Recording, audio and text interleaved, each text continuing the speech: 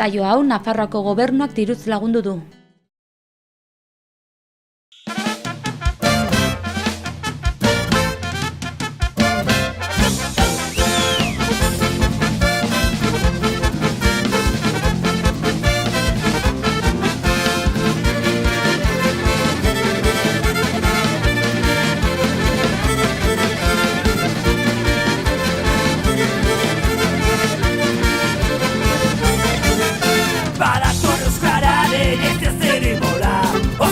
Gainetik dakar bizibola Gaztain zurita bentak ardi gulpildurak Berdi geldoak eta bustitak koruma Bezi, euskararen hazi Sakaneko lurretan bizi pozez bezi Bezi, eta bizi garazi Nafarroa oinezen zuren da bizi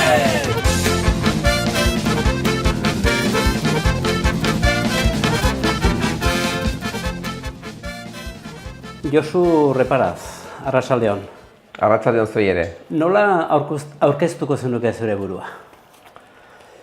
Bueno, 53 urte dituen gazte bat, esango nuke, arbizuarra eta bere bizitzaren erdia baino gehiago ikastoleen munduan lanean dabilen pertsona, artezalea, naturazalea, eta euskararekin lotura duen hainbat kultur ekitaldiekin disfrutatzen duena. Nongoa egiten duzu zure burua? Bueno, nire burua jaiotze arbizuarra da, han dago nire familia, han ditut hainbat lagun baita ere eta maitea ditudan pertsona. Lizarran eman ditut 28 urte, beraz badaukat ere bihotz puska bat Lizarran, eman ditut ere lagun osonak, eta azkeneko 3 urte hauetan hemen ari naiz Iruña lanean, eta gila da, sentitzen naizela oso gustora hemen ere lanean. Aurretako, lehen da biziko oroitzapenak zein dituzu?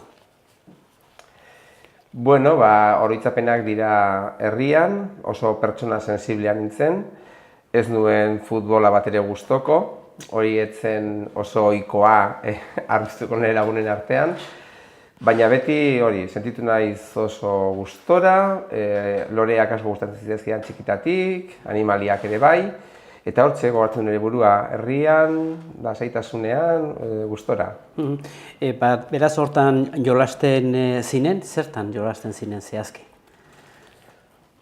Bueno, ez dut nituen gustokoak horiek ziren, ez? Dakit, loreak biltzea, animaliekin jolastea,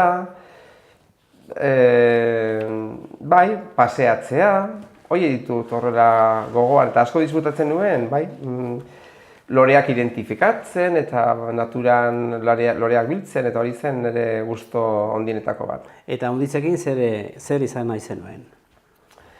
Bueno, izan nituen zalantza handiak, artearen mundu asko gustatzen zitzaidan, orduan artista izatea ez nuen inoiz baztertzen, eta bestetik beti izan nuen, eta hori ere bazen ere jolas tipiko bat umetan, irakaslearen papera egitea zen asko gustatzen zitzaidan, eta txikitatik gustatu zaidala irakaskuntza. Eta ez nuen alde horretatik, oso gustoko karrera egin nuen, lehenengo magisteritza eta gero euskal filologia, baina beti ere lotuta irakaskuntzaren munduarekin.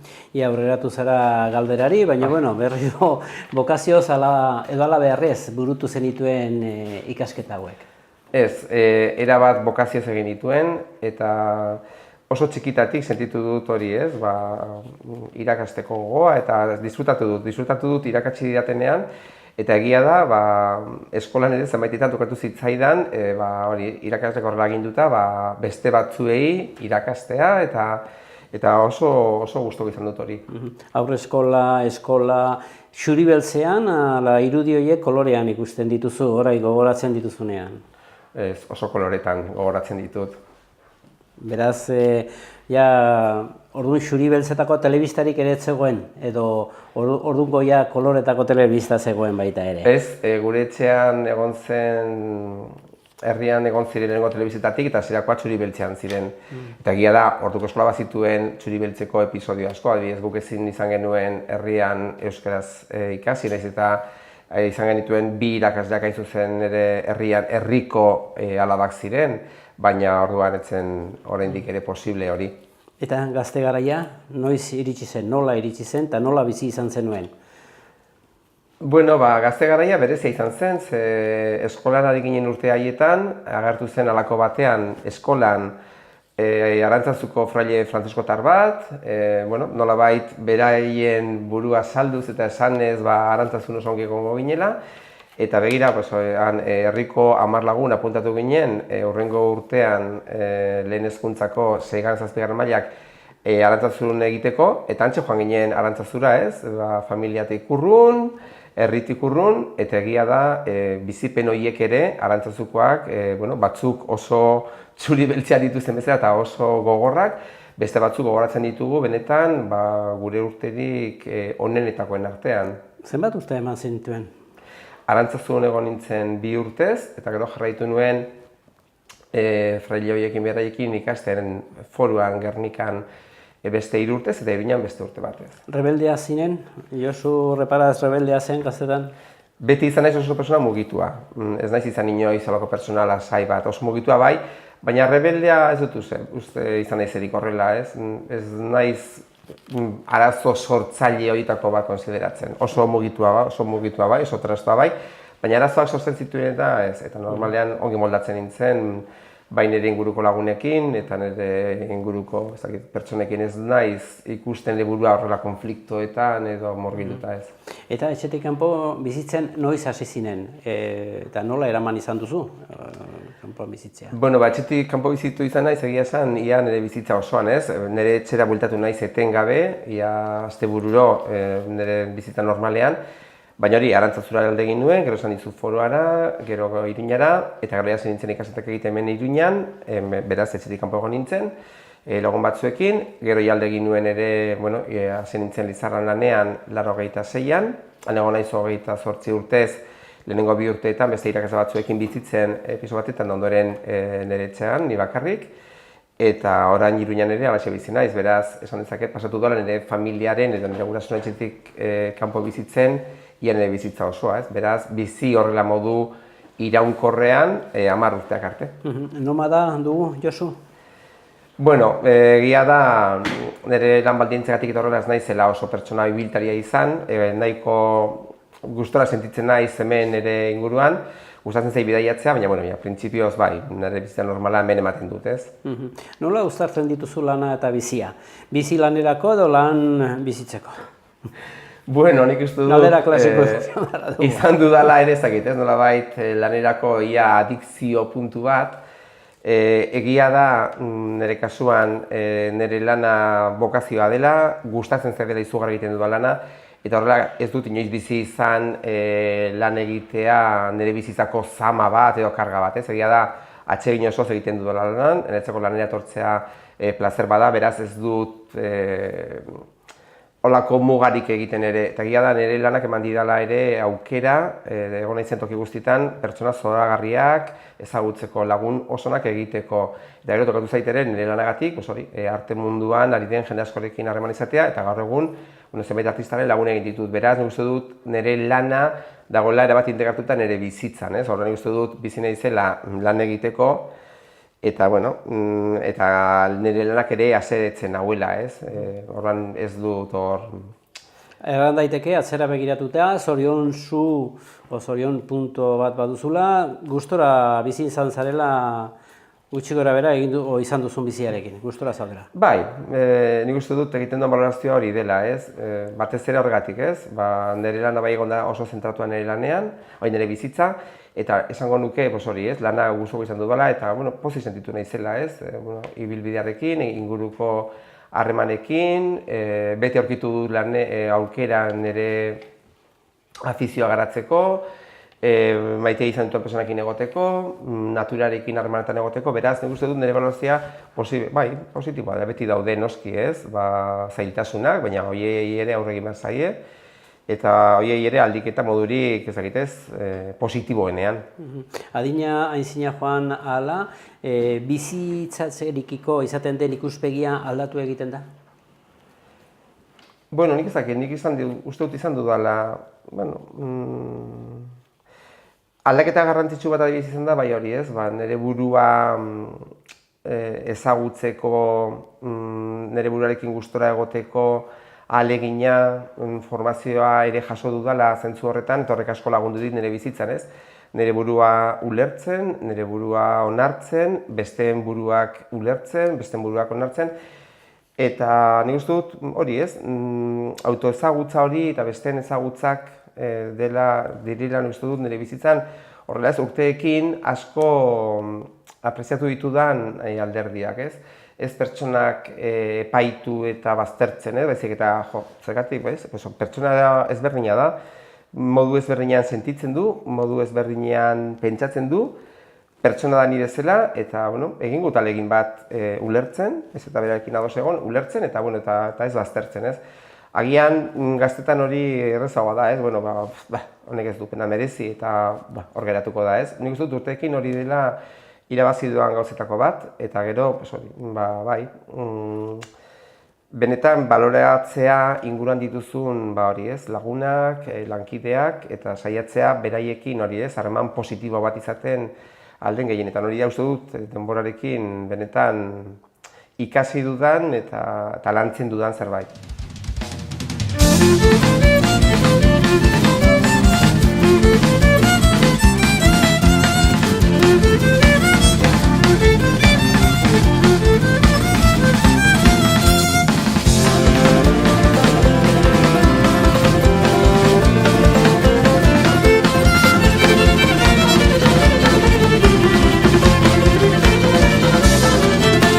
Aipatu diguzu Aistion irakaskuntzako ikasketak egin zenituela. Zehazki zein izan ziren egin zenituen ikasketak?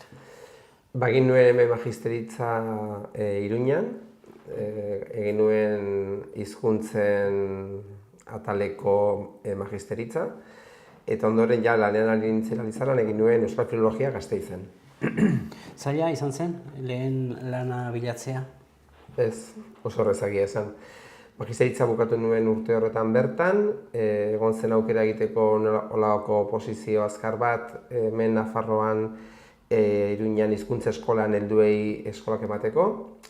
Posaketa horiek egin nituen eta gainditu nituen, eta aritu nintzen uda batez helduei osasun klaseak ematen. Eta ondoren, lanen ari nintzela izan nuen aukera, Lizarran zegoen deialdi bat, lanpostu bat bete behar zelako, bertara aurkeztu nintzen, eta hartu ninduten. Eta hasi nintzen lanean, ekaina bukatu banuen hasi nintzen lanean hemen abuztuan udan, Iruñan, eta irailan bertan hasi nintzen Lizarran. Eta Lizarran lanean hasi eta bertan jardun dut, 28 urtez, 2015 urte arte. Eta heldu errantzen nuen, hasieran helduekin hasi zinela, emankorra izan zen hilabete horiek? Bueno, nik uste dut denbora gutxi izan zela, izan zen oso atsegina zen lehenengo aldia lan egiten nuena helduekin, oso atsegina izan zen, eta noski baditu gaztetxoekin ari zaren momentuan ikusten duzu ze ezberdintasun dagoen, ez berai daude eraba motibatuta euskara ikasteko, giro oso onean, egia da hilabete batek ez zuela eman gehiagirako, ez? Naiz eta izan udako ikasarautenko bat ikasleek zenbait egitura, zenbait hitz ikasi zituzten, baina egia da ez ginela iritsi inola ere komunikazio erraz bat izateko puntura ere. Zer da zuretzat irakaskuntza? Irakaskuntza da niretzat aurrean daukadan pertsona bakoitza, ikasle bakoitza. Da izaki bakarra, irrepetiblea dena, badituela bere barruan hainbat ezaugarri, hainbat doai, baditu hainbat iritzi propio ere. Eta nolabait bere garapenean laguntza eman dakiokeen aukera da niretzako irakaskuntza. Irakaskuntza ez da nik dena dakit, bestak ez daki ezer, eta bestari nik irakatse egin behar dio. Nik uste dela prozesu bat, beste aurrean duzun pertsona eta pertsona talde bati, ikasle eta ikas talde bati, nolabait bere bizitzako prozesu oso horretan laguntza emateko. Bai laguntza, bai edukietan, bai arlo ezberdinetan, baita ere, hori ez, elkarrekin bizitzeko prozesu horretan, eta baita ere nola ez, norberak dituen alderdi identitario horiek, nolabait indartzeko eta prozesu horretan laguntzeko. Nik uste dut irakaskuntza ez dela bakarrik arlojak emateko, edukiak emateko esparrua gehiago dela, ez? Nik horrela ulertzen dut. Eta pertsona bakoitza badauka bere mundua, mundu hori ez da zerotik abiatzen, eta nik horrela sentitu nire burua, ez? Pertsona horri laguntzen, bere bizitzako proiektu horretan, hori ez, hainbat tresna ematen, eta batez ere hori laguntzen eraikitzen. Eta eraikitze horretan dago talde lana, daude besteak, dago ingurua, eta nik uste dut irakaskuntza dela elementu garrantzitsu bat horretan, ez? Nolabait oinarri batzuk ere sartzen, eta pertsonari nolabait ere hainbat alderdi garatzen laguntzeko tresna bat. Izan da zutan evoluzioren bat, agian erran nahi dut, hasiera batean aurriritziekin abiatu zinen irakaskuntzan eta gaur aldatu dira, edo ze evoluzio izan duzu? Aldaketa uste izan dela izugarria. Nik uste dut irakaskuntzako lehenengo urteetan norberak egiten du noski beti alduena, ez? Eta ez da gutxi, ez? Eta egia da askotan iristen zara gela batetara, eta iristen zara zuk jasotako egiteko modu eta moldeekin, ez? Eta zurekin egin dutena saiatzen zara askotan errepikatzen, ez? Eta hori egiten duzu bai klaseak emateko moduan, bai pertsona tratatzeko moduan, eta ikusten duzu askotan bideo hori ez dela egokiena, ez? Nik adibidez eman ditut beti hizkuntzako arloak, tokatu zaitere konjunturalki plastika eta arloak ematea, egia da, hasierako urteetan pasatzen duzu denbora asko, edukiak eman, edukiak, gogoratzen ditut handik euskeraz, zenbat denbora pasatzen genuen ez, hutsuneak betetzen, forma egokiak aurkitzen, eta gero nola urteekin ikusten duzu, hori ez, hizkuntza bat ez bada komunikatzeko tresna ezer gutxi dela, eta orduan ematen duzun aldaketa horretara dago bideratuta ez, pertsonak benetan dituzten edo behar dituzten oinarrizko kompetentzia horiek garatzen, ez? Hau da, testu bat ongi ulertzen, testu bat ongi ekoizten, pizkat hori ez, oinarrizko kompetentzia horiek, eta noski baita ere ulertzen entzuten dutena, eta egoki hitz egiten, ez? Egoera ezberdinetara egokituz. Horan bai, egon da aldaketa bat izugarria pertsona ikasle bakoitza ulertzeko, begiratzeko moduan, eta baita ere arloa bera ulertzeko eta emateko moduan, aldaketa oso handia, ez? Hasierakoa zen oso akademizista, noski hori zen adia puntua, ez? Eta askotan ere hori didakoat sensazio hori, ez? Hasieran ikasle batek izaten zituenean, ez? Jokaera desegokiak, beti zegoen arriskua ulesateko, persona desastre bat da.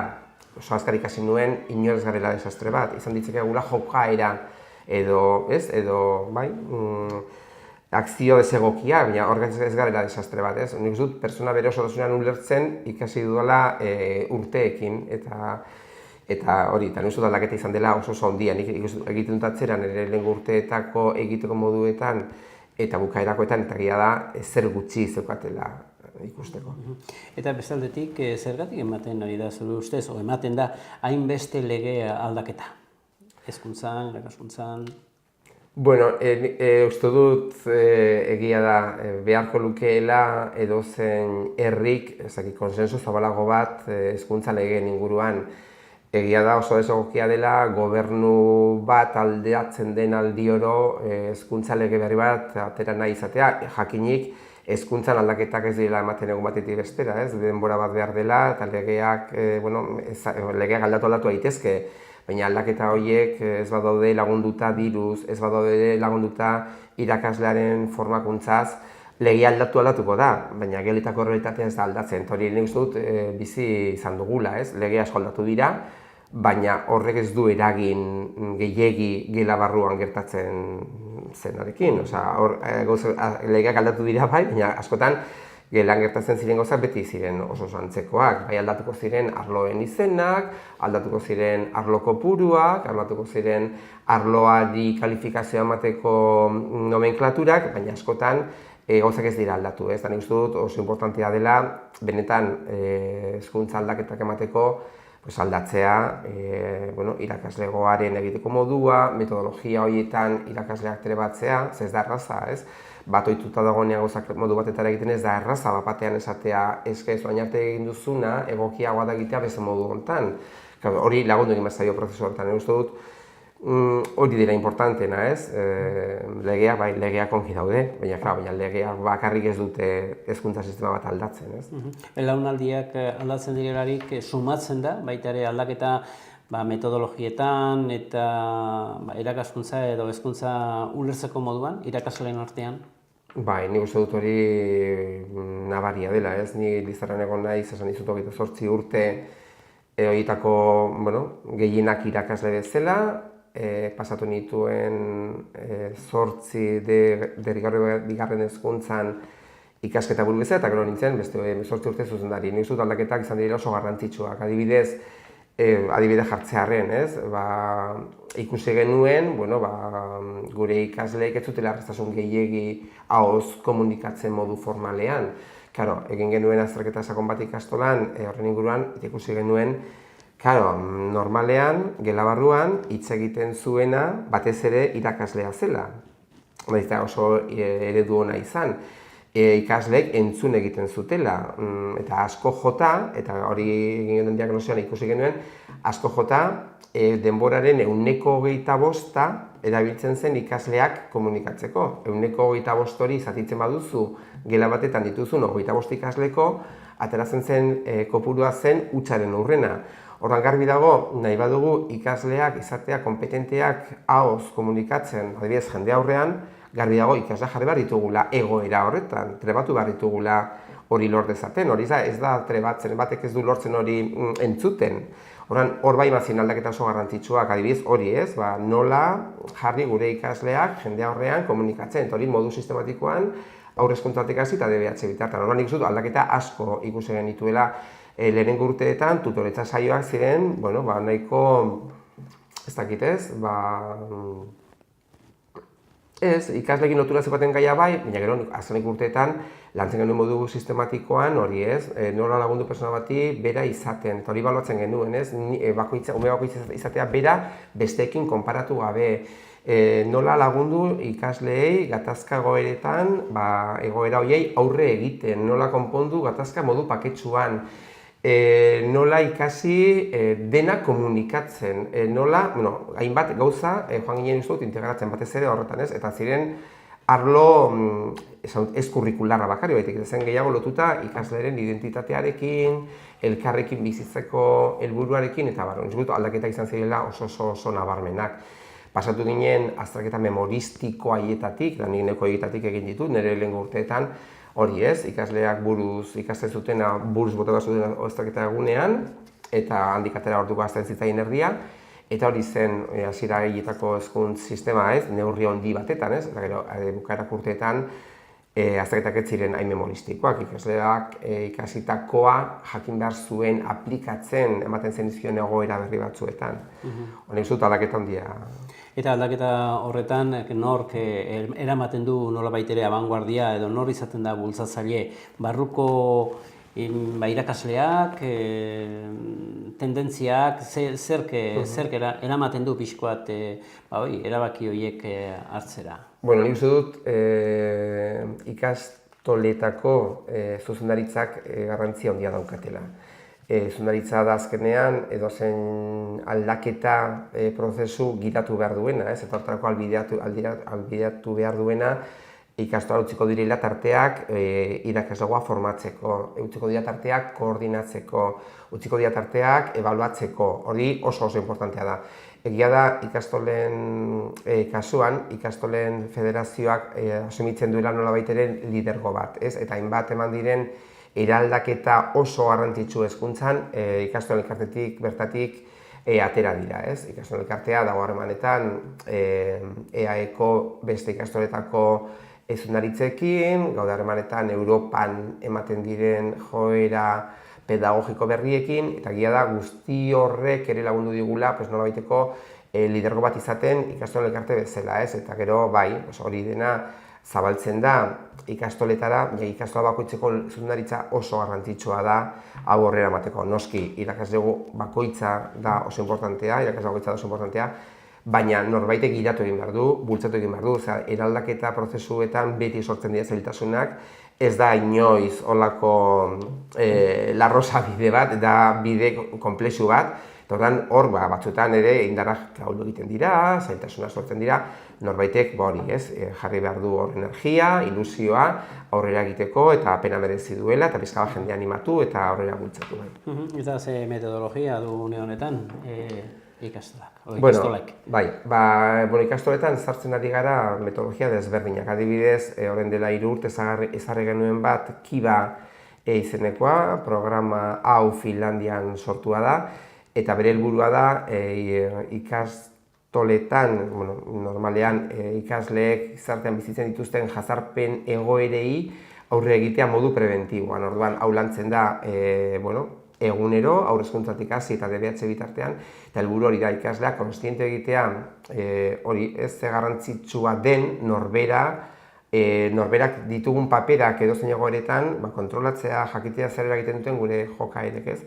Adibidez, jazarpen egoera batetan beti dagoelako biktima bat, dagoelako erasotzaile bat, baina daude, gehiengo bat hor kokatzen da, ez? Edo dago begirale bezala, edo ari da hauspoa ematen jazarpena eragiten duen pertsonari. Orduan, nola gure rol horiek eragiten duten taldean, nik uste dut programa horrek hartu duela paper garrantzitsu bat ikastoletan. Horretatik aparte eta beste metodologia garrantzitsu bat dago lotuta aipatu dizudan ibilbide horrekin, ez? Momentu honetan konpetentzien bidezko heziketa deitzen dugu guk, eta hau laburbilduz eta modu errazen esatearren da, ikastolan ikasten diren edukiak ez dira bakarrik izan behar benetakoa, baizik izan behar dira erabilgarriak, ez? Eta ikasleak jakin behar du ikasten duen hori nola erabili bere bizitzako beste eremu batzuetan, ez? Ez bakarrik eremu akademiko, baizik eta bere eremu profesionalean, bere eremu pertsonalean, bere lagunekin. Orduan, hor ematen zaizkie hainbat aukera, hainbat tresna ikaslea praktikatzeko, ez da ikasi duen zerbait nola erabili edo aukerak eman erabiltzeko beste kontestu batzuetan. Hori da, momentuetan daukagun gure erronka potoloena, eta erronka potoloa da egia esan, ez? Honek aldatu dituelako irakasteko moduak, aldatu ditu garbi ebaluatzeko moduak, eta aldatu ditu baita ere geletako kokapenak.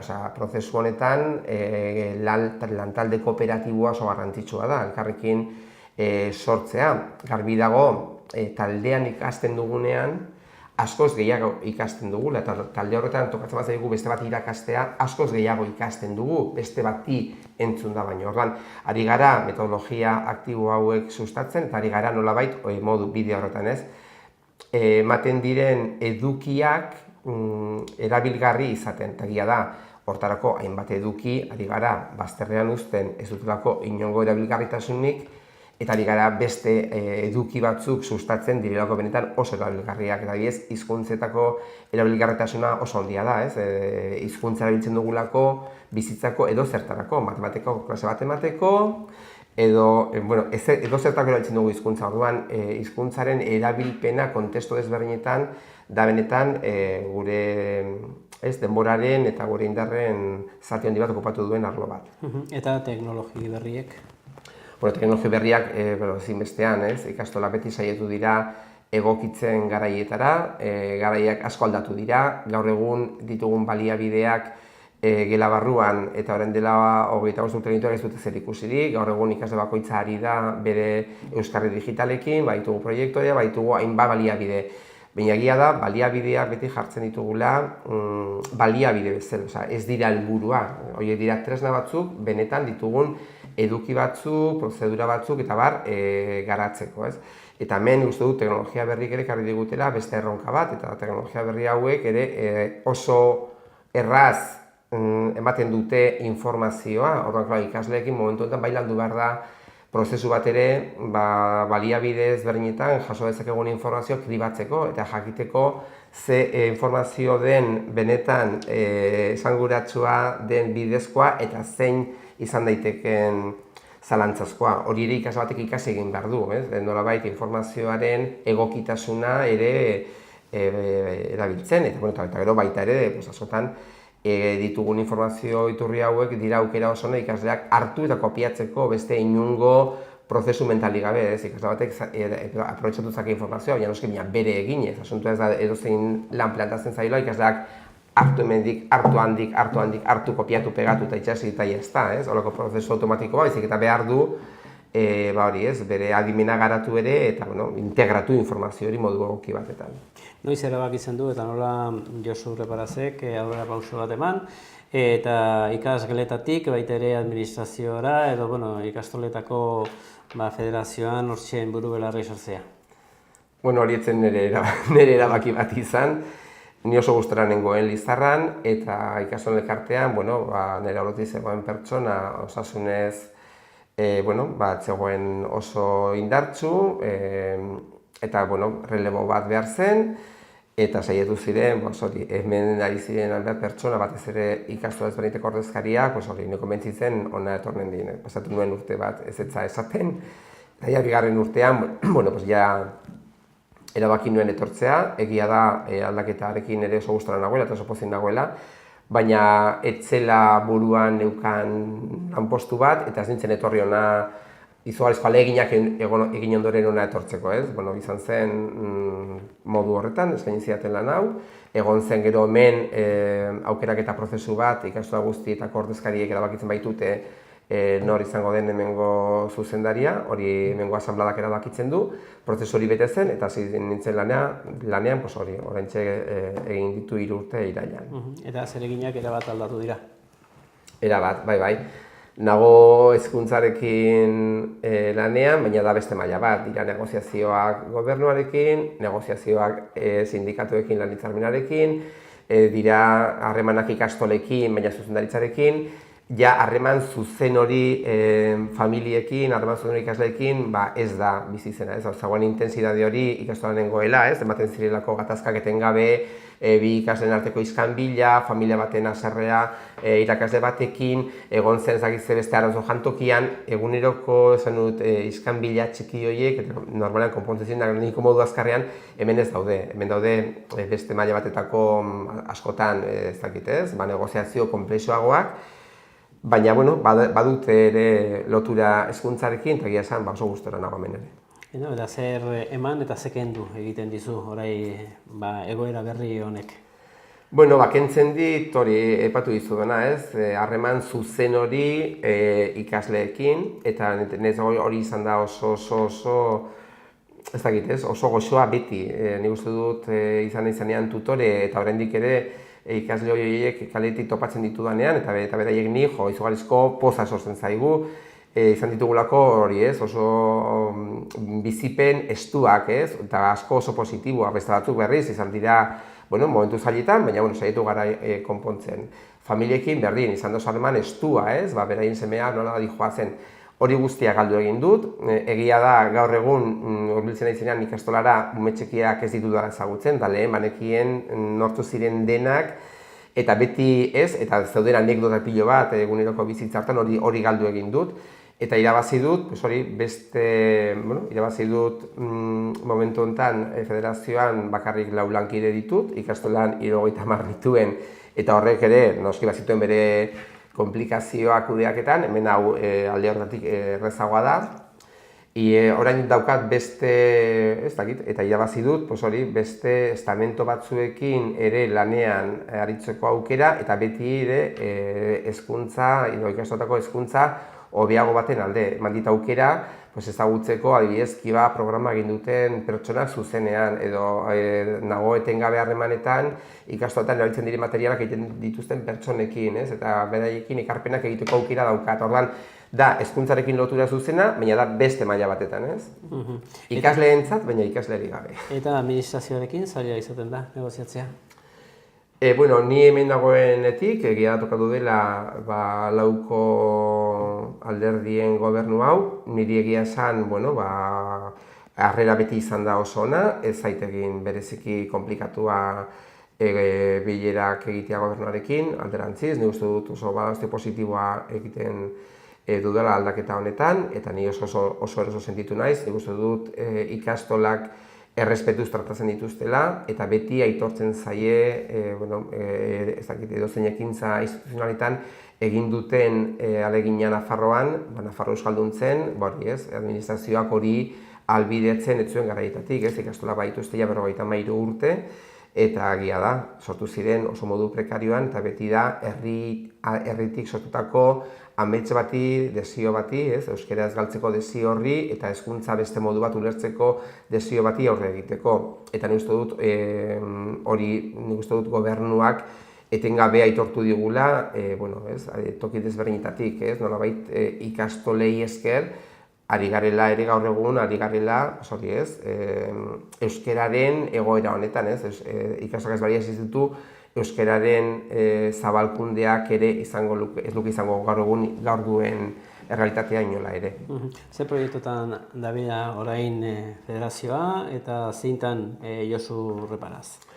Bueno, hemen proiektu asko ditugu, adibidez, epatu dizut ere, hitzarmena negoziatzea dela baita ere tokatzen zaidan egiteko bat, hortxarri gara orain ere langileen lan hitzarmena eztabaidatzen, negoziatzen, hori ere egiteko garrantzitsu bat, ari gara baita ere ikastoletan sustatzen beste urrats bat gehiago eta hemendik bilatu nahi dugu. Eta da oso gauza sinplea, baina egiten ez dena, eta da benetan definitu behar du ikastola bakoitzean zein den ikastola bakoitzak sortu nahi duen ikaslearen irteera profila. Gure ikasle bat ikastolatik ateratzen denean, ze ezaugarri izatea nahi dugu. Nahi dugu izatea kritikoa, nahi dugu izatea pertsona bat taldean lan egiten dakiena, nahi dugu izatea pertsona bat baduela ikuspegi zientifiko bat. Hori definitu, hori adostu komunitate osoarekin, irakaslegoa, familiak, langilez dozenteak, eta benetan ikastola jarri markatu ditugun ezaugarri horiek lortzeko bidean, hau da, mundu guztiak egin beharko du lan haur hezkuntzatik hasi, lehen hezkuntzan, DBH edo batxilergoan, hori lortzeko. Oso erraza da esatean edugula ikasle bat, elkarlanean trebatua dena, eta gero, baldin baitugu ikasleak etengabe bakarka lanean, isilik, eserita, nekez lortu dezakegu helburu hori. Orduan, horrek badakar ere, nolabait konpromiso bat ikastola hori aukeratzen duten familiekin, esaten badugu ikasle mota hau nahi dugula ezi, hezkuntza sistema osoak txikitatik hasi DBH eta bukaera bitartean horretara eraman behar du. Orduan bada konpromiso bat ere, eta horretan ari gara, hori sustatzen ikastoletan. Gero baitugu gure konpromisoak ere momentu honetan euskararen erabilerak kezka handia eragiten digu. Egia da asko aurreratu dugula euskararen ezagutzan, baina egia da oraindik asko daukagula egiteko erabileran. Eta aurten, eseinatu dugu hitzarmen bat Mondragon Unibertsitatearekin, eta hasiko gara berriro, oso plangintza zabala da eta urteetan garatzeko pentsatua dagoena, aurten hasiko gara gela barruan, nola suspertu edo nola eragin ikasleek euskara gehiago erabiltzea zenbait egoeretan. Horten hasiko gara gela barruan, eta joango gara gero hori zabaltzen beste eremu batzuetara. Gai horrek asko kezkatzen gaitu. Kompetitiboa den gizarte honetan, baita ere ikastolak kompetitiboa da, ikasle kompetitiboak, ikasle kompetitiboa sortzen ditu, ze persona eredu bizikoa sortzen da. Ez dut uste erabili dugunik inongo momentutan hemen ikasle kompetitibo bat sortu nahi dugularen kalifikatibo hori. Nik uste dut erabiltzen dugun terminoa dela nahi dugula ikasle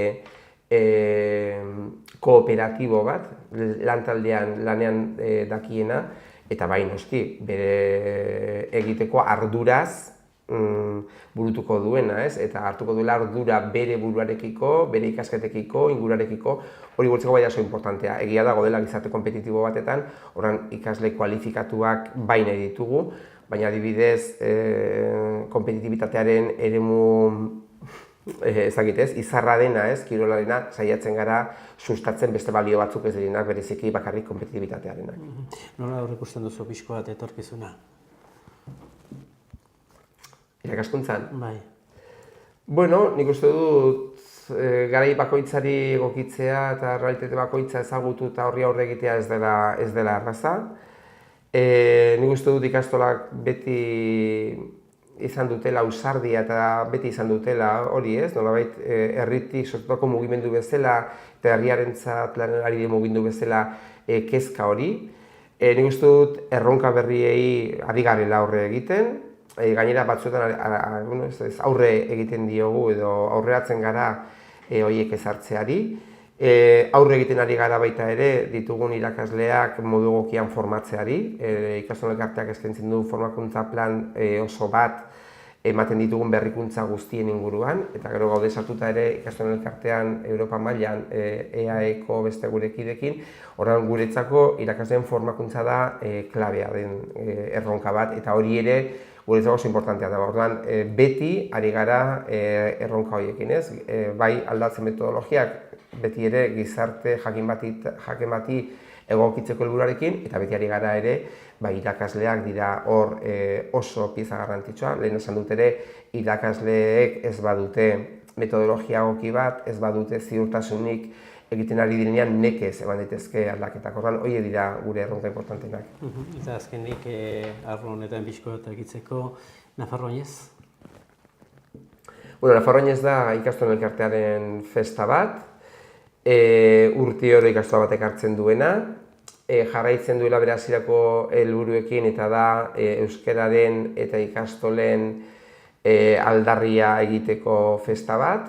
Beti izan dute helburu ekonomiko bat ere, ikastolak beti egon dira, diru beharrean eta diru aldortzea bai izan da oinezaren helburu bat, baina oineza baitu beste hainbat helburu ere. Eta gaur egun ezagutzen dugun oinezak eta 81ean Altsasun sortu zen oinezak ez dute zerikusirik. Egungo oinezak dauka lotura egungo gizartearekin. Beti saiatu gara ere hezkuntzan bezala festa gizarte berri batetara egokitzen. Hortik etorri dira adibidez kulturarekin nahi dugun izan lotura. Hortik sortu zen artea oinez bezalako egitasmo egonkor bat urteoro errepikatzen duguna, non Euskal Herriko 75 artista inguru, gainera oso esangurotza direnak parte hartzen duten proiektuan. Hortik sortu zen baita ere hori ez, euskeraren txikitasunean bere handitasuna aldarrikatzeko aukera, eta hor izan genuen txikiak handi asmoa sortzeko ideia. Momentu honetan ja munduko 24 hizkuntz gutxiturekin ditugu harremanak, ketxuarrak, maiak, baditugu hori ez, sortu dugu sare bat nolabait hori ez, hizkuntz txikien handitasuna baita ere aldarrikatzeko sinatzen da manifestu bat, eta baita ere momentuetan ari gara ematen, gure ikuspegia eta gure formazioa baita ere nolabait hizkuntz gutxitu horietan oraindik hezkuntza sistema bat ez daukaten herri horiei ikusten dugulako bai hezkuntza edo bai komunikabideak direla tresna ezinbestekoak hizkuntza bat ez galtzeko eta aurrera egiteko. Orduan hori da beste hildo bat, gero jasangarritasuna ere guretzako oso importantea da. Hortik sortu zen oinez basoa egitasmoa, ja sortu ditugu Nafarroan 9 baso, tokian tokira egokituta eta landareria berezi batekin, eta beti hori da gure asmoa, ez? Festak eragiten dituen CO2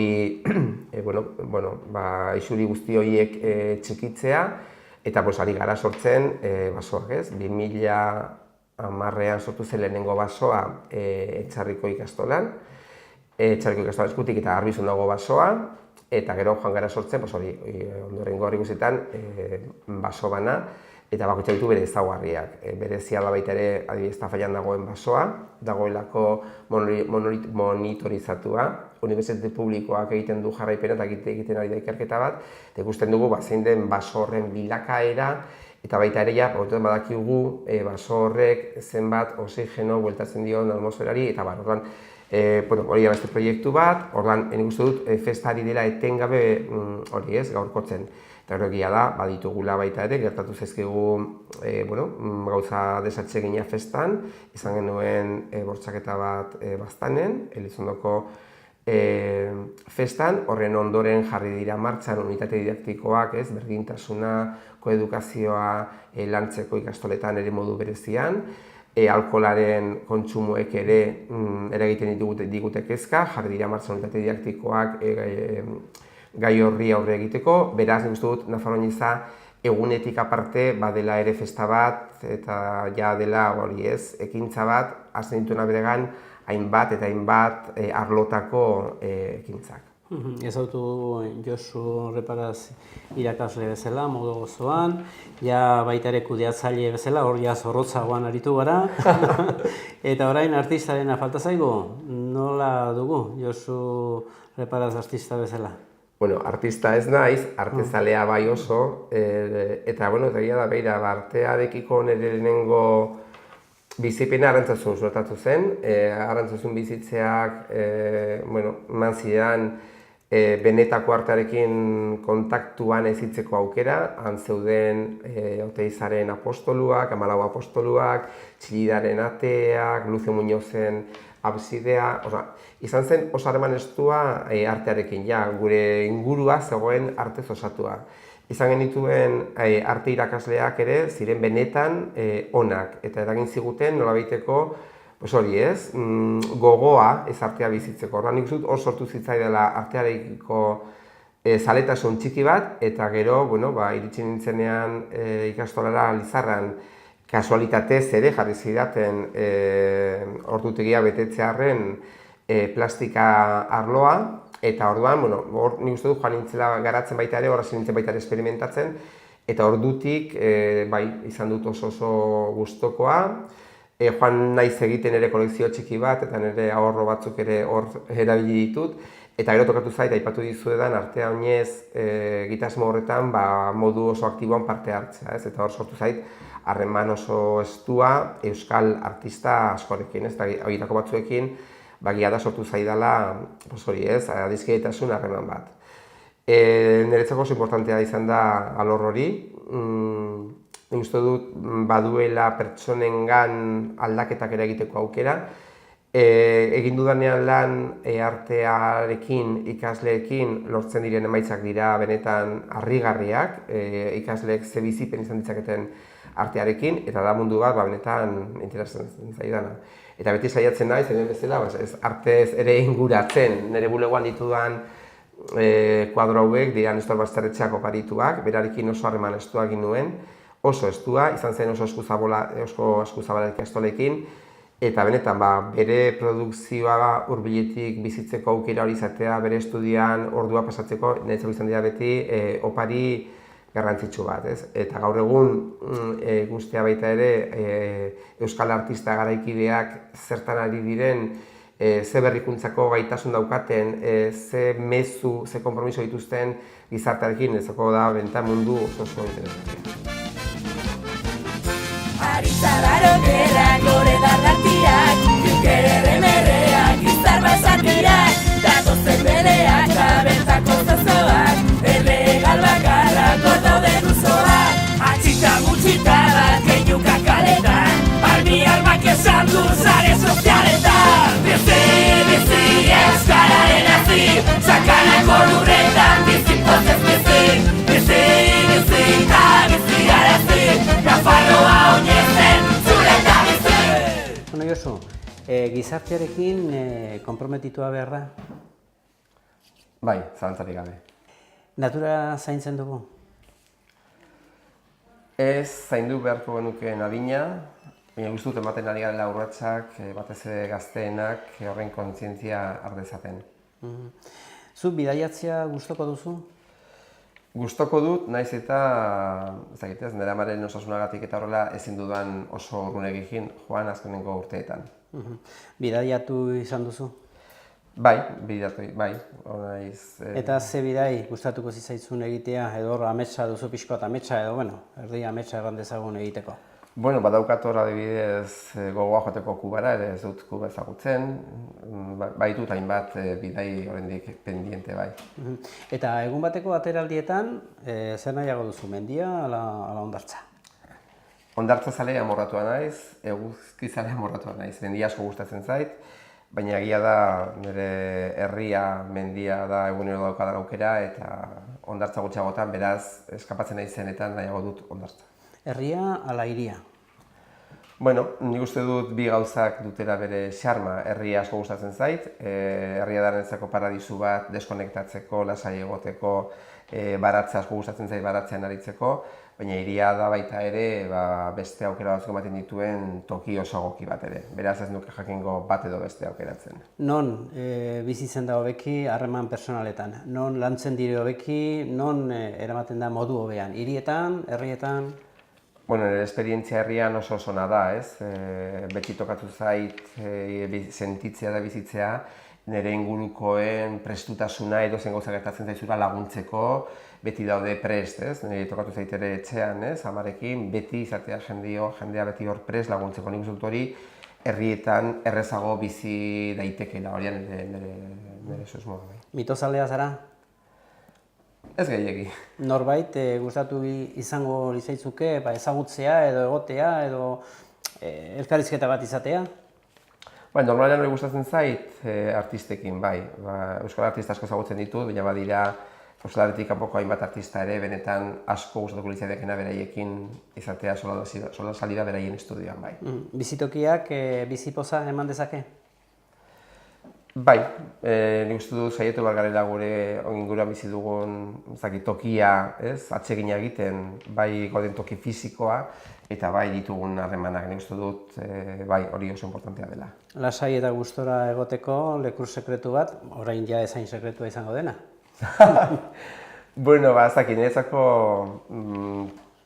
adibidez Gernika inguruan dauden zenbait hondartza txiki, toki zoragarri badira eskapatzeko eta mundutik desagertzeko. Liburu bat?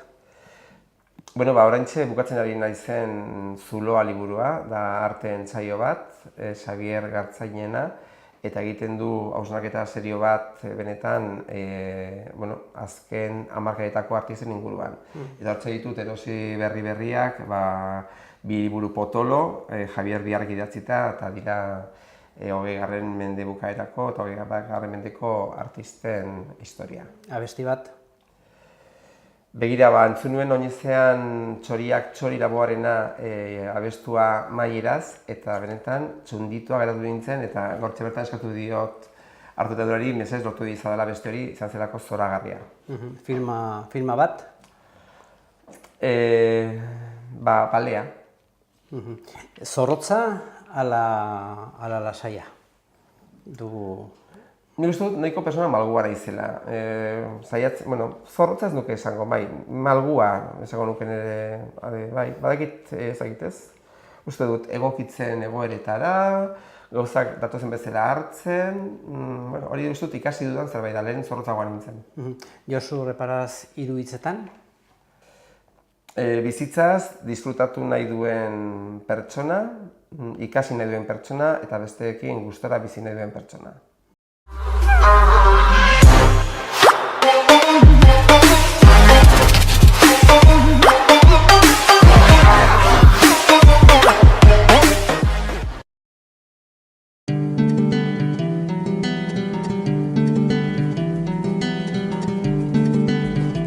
Saio hau Nafarroako Gobernuak diruz lagundu du.